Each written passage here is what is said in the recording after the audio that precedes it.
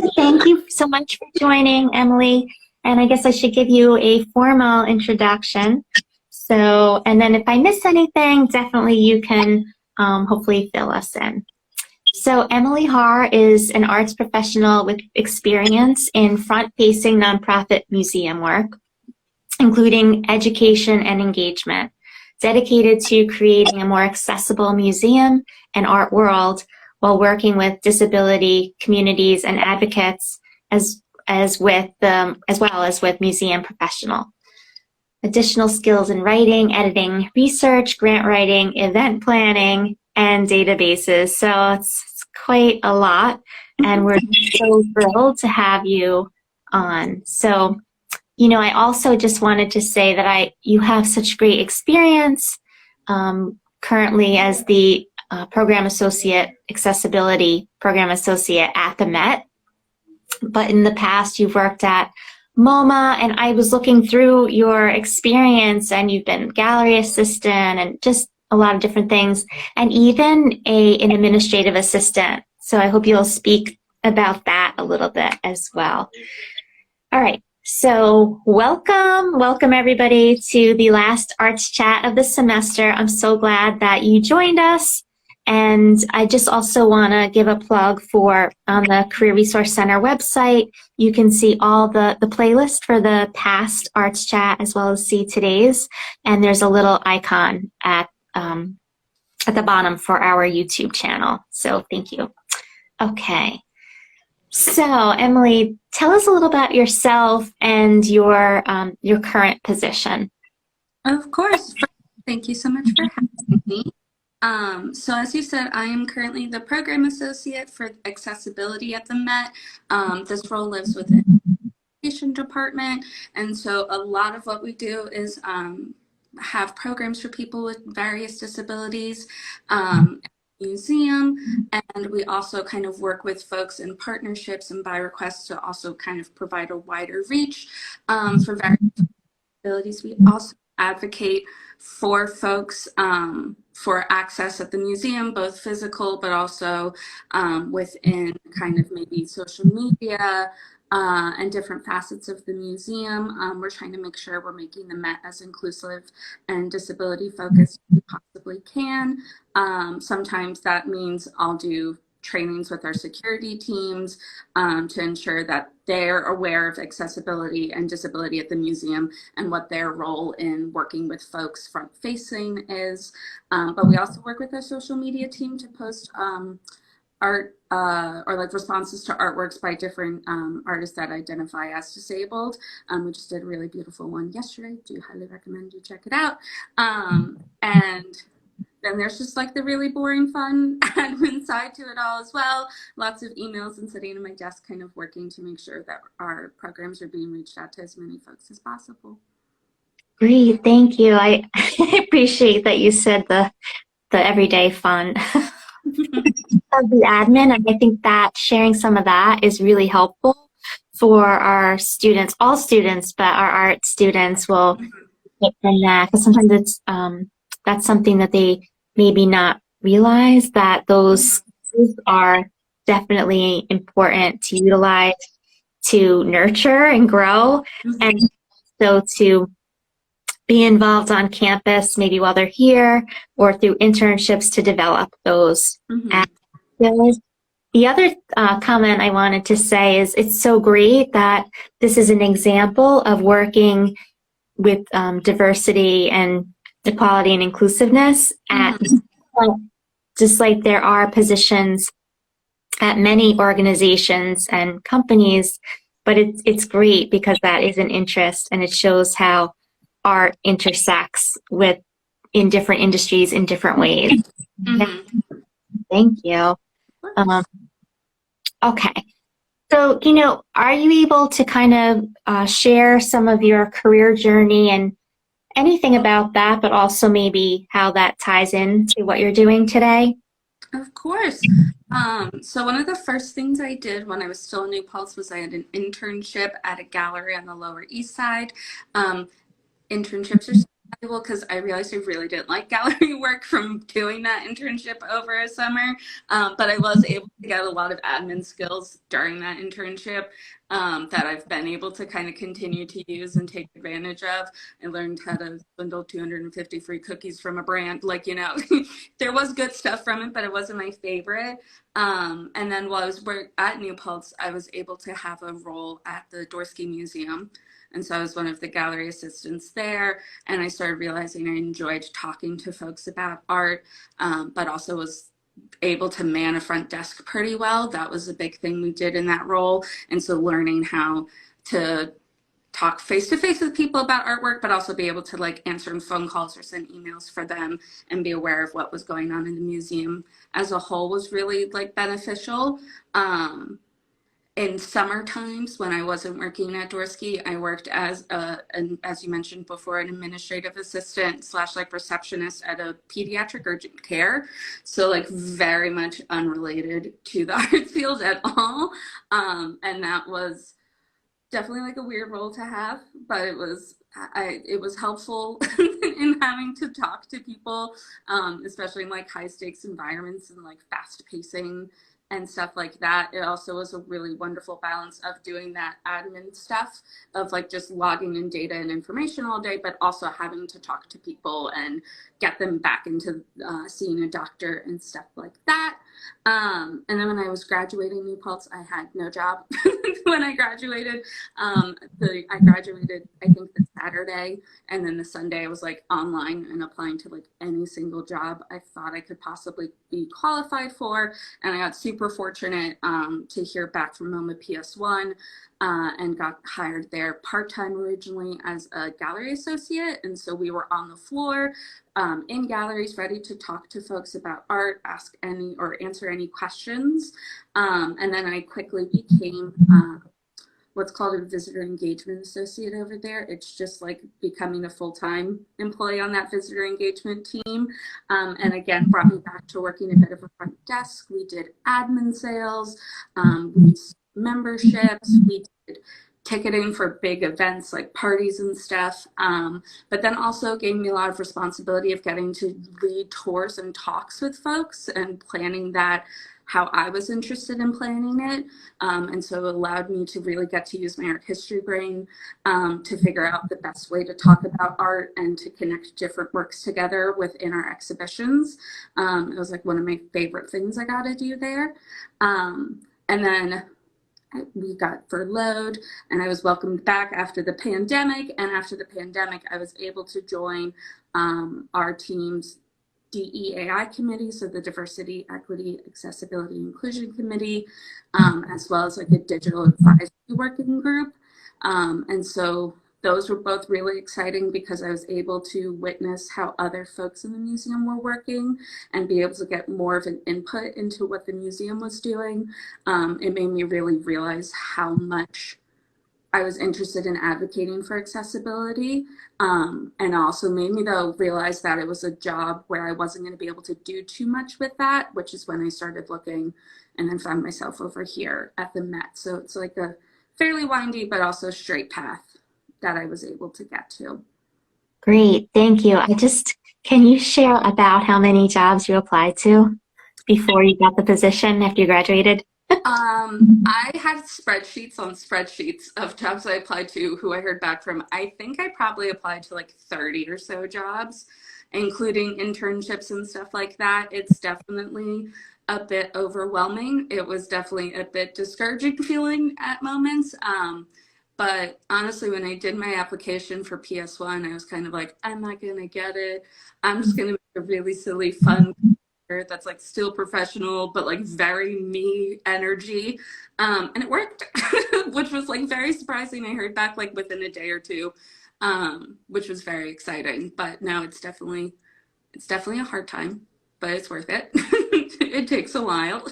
Getting the job, I applied in December and get hired till March. So it's a lot of sticking it out. But right. I'm glad you shared that it's tough, and it can be overwhelming. I honestly think that 30, it could be many more than 30, but you probably tailored your resume and cover letter specifically did your research? I mean, your art history, did you research? Oh yeah. Oh yeah. As an art history student, trying to make a cover letter one page, it's a hard task. It's a hard ask for me. Yeah, and you know, in the Career Center, we help with that to tailor it down. Because yeah, I mean, when you're in school, you're professional at writing lengthy papers, and so it's just a different skill set. But yeah, it's definitely going back to it can. You just definitely need to keep going and keep yourself somehow motivated, and you're pretty scheduled. Is that? Would you say? Yeah, at my old job, I was very scheduled. Every like 30 minutes to an hour, I knew exactly what I was going to do. Here, a little less so. I do get scheduled for lots of meetings. Sorry about that. We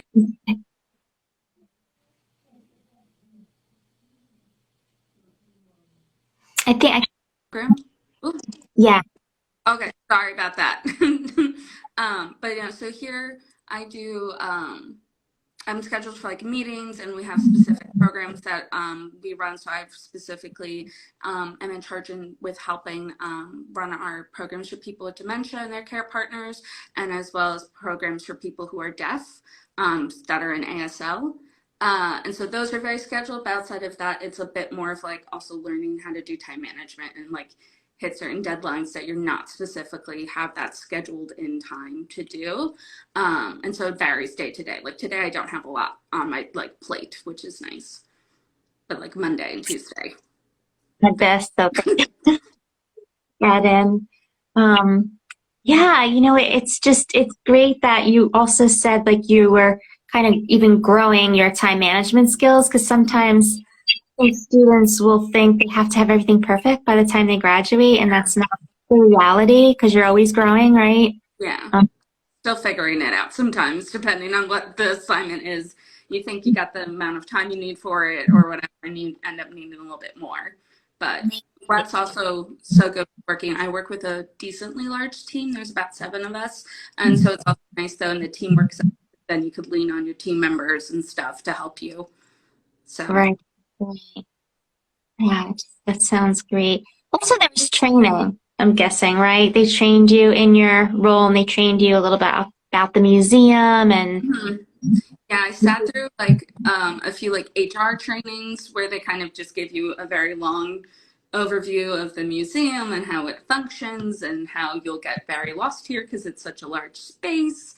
Um, and then there was like some specific trainings, and what's so lovely is so many people I work with that might not be directly on my team are still also very willing to like train me or help me with other things. And so also knowing to like ask for help is really great. There's some times where I'm looking at something and I'm like, I don't know how to HTML code this right now. And so asking for like the advice or the help into it is always lovely. yeah, I think, and that is a skill, being able to ask others for help. Kind of like realizing when you need it. Yeah, and I think, you know, what's so great about working at the Met or, you know, somewhere that's large is that you can gain an understanding of the other roles at a museum, Hmm. you Yeah. know? We're very fortunate because we work with so many other departments and teams. So it's Yeah. kind of fun to get like an insight on what they're doing. Like we work really close, as I mentioned, with like the security team, but also our visitor experience team. And then like we'll work collaboratively like with other departments for like programs we do stuff. And so we work close with a few of the curatorial departments, the social media team. So it's like really fun because like you get an idea of how they're working and like what their scope is in ways that you might not have gotten before if you didn't get a collab with them. So it's fun that we get to work with so many different teams. Yeah, that's great. I just want to make sure I ask you this. When you applied to the Met, what was it, MoMA first, right? That was the first job Yeah. after you graduated. Did you apply just online on the website or? For PS1, they had an email system. So it was like, oh, email this address Mhm. here and then send in this information related to the role. For the Met, they when I applied, it was on LinkedIn, but in the few months I've been here, they've switched it where you could still find roles and stuff on LinkedIn. But then it takes you to another website called Workday, and you'll apply through Workday, and it keeps all of your stuff all together for you in one space.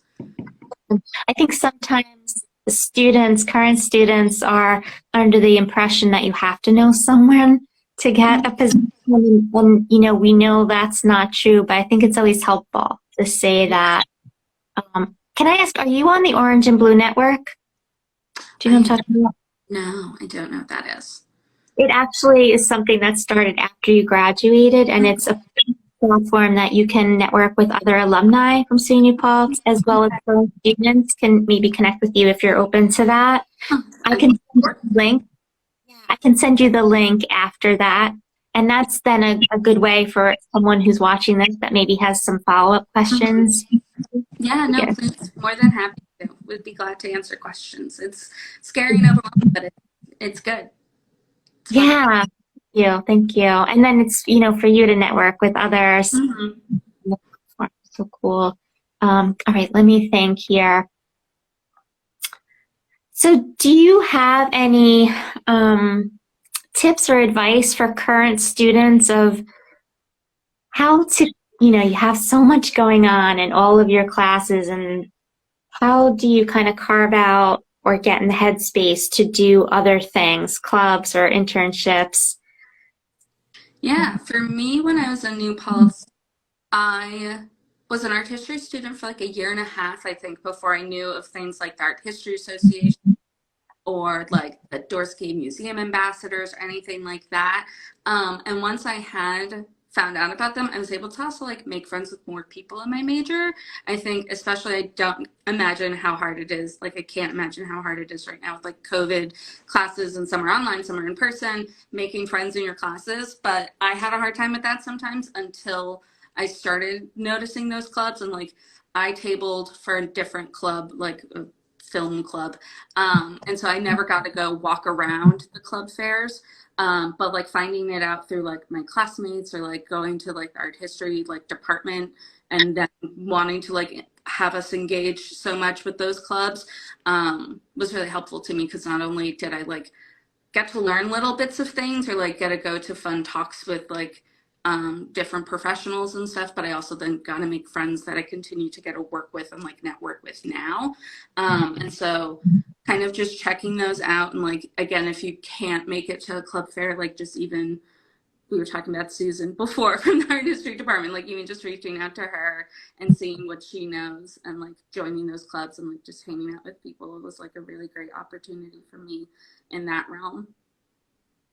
Great, great. Yeah, thank you. Because sometimes you don't realize, I mean, I know I didn't, what would be good to do while you're in school, and then people graduate and they're like, oh, this would have been good, or this is what really helped me, to figure out what you want to do and then what you won't, what you Yeah. didn't want.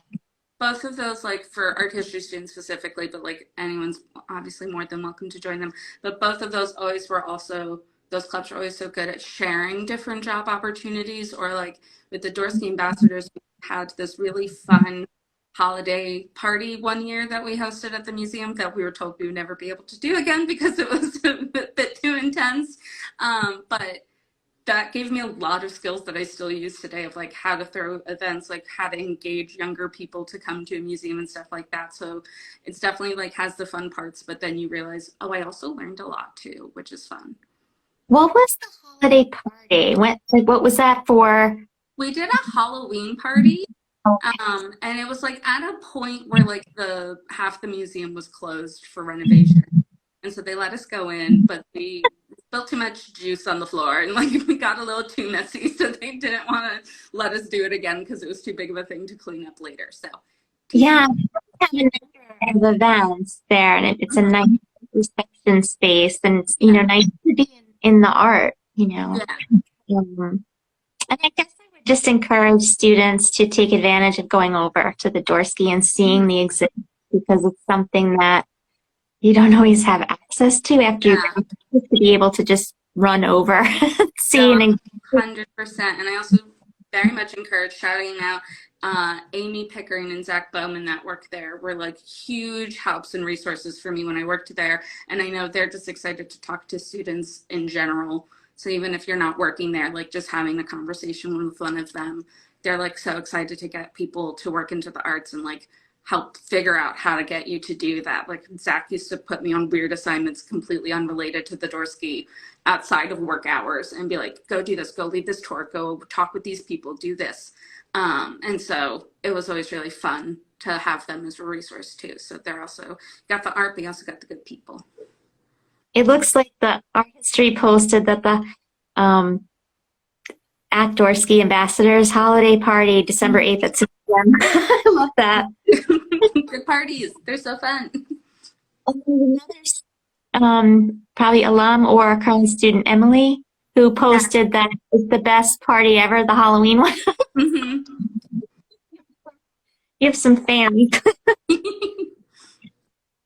So I'm trying to think if there's anything else that you would like to share, any takeaways. I think you shared much already. So, but I just, if there's anything that I don't want you to be like, oh, I forgot to say that. No, of course. I think I have two things. One thing I want to share is that I was just talking about this with one of my fellow coworkers, is that I want to make sure DePaul students and SUNY students apply to pick museums and stuff. I'm the only person in my department that didn't go to a private school. And so it's really fun to me to have been able to just be like, I'm a SUNY DePaul and I'm here with you. So I don't want people to be discouraged from applying. I know it can be scary, it can be intimidating, but I want to encourage people to do that. And then the second thing is very related, is that the internships for the summer and our year-long internships for people who are graduating this year or just recently graduated are open. And so highly recommend people check those out. They're due mid-January for that summer / year-long session. And I highly recommend checking those out. We have a year-long internship for our team that I'm on. And I've gotten to go to a bunch of the interns' different events, and you get to see so many parts of the museum. So if maybe you don't necessarily get it in the exact department or role you want, you still get to learn and experience so much. So definitely want to plug that for folks because they're really cool. And then that's how you continue to get opportunity, right? Because that's partially how you got the Met, because you were at MoMA before. But yeah, internships are great. Thank you. And that was so great to mention that it's intimidating, but go ahead and apply. Yeah. I've in several arts chats so far. We've had alumni who say, I never thought I'd get it, but I just applied. 100%. 100%. Every time I did a talk, the interview process for this job, I was would look at my roommates and be like, I'm not getting it, but it's fun that I'm talking to them, I guess. And then I got it and I was like, you're lying, right? That's not true. It's definitely. Yes, I think sometimes students or alumni who are looking need to kind of get out of their own way and not themselves. Let the employer do that, but you might get something out of it. Doesn't matter if you don't have every skill or every experience they asked you for. If you're willing to learn, and excited, people are excited to have you. I definitely didn't have everything I needed for this role, but I have been so graciously taught and accepted for not having everything. Great. That is a great point, because I see that all the time. A student will come in and say, I shouldn't apply for that because I don't have everything. And you try to tell them that's their wish list. Mm-hmm.